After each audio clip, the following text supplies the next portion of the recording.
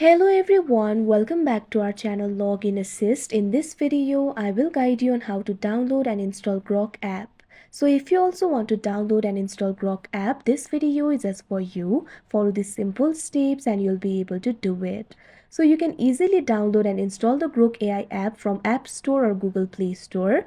If you're using Apple device, you can easily download it from App Store. But if you're using Android device, for that what you have to do is launch open Play Store on your device.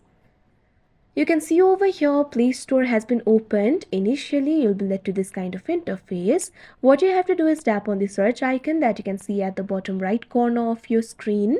Now you'll be led to this kind of interface. Simply tap on the search bar that you can see at the top. Now over here what you have to do is search for Grok. Now you can see over here you'll be able to find the results. Simply find the application for Grok. Once you find it, simply tap on it. Now you'll be led to this kind of interface. Now over here you'll be able to find the information regarding Grok application. You can scroll down and also see the ratings and reviews. So if you want to install the Grok, for that what you have to do is tap on the install option that you can see on the screen.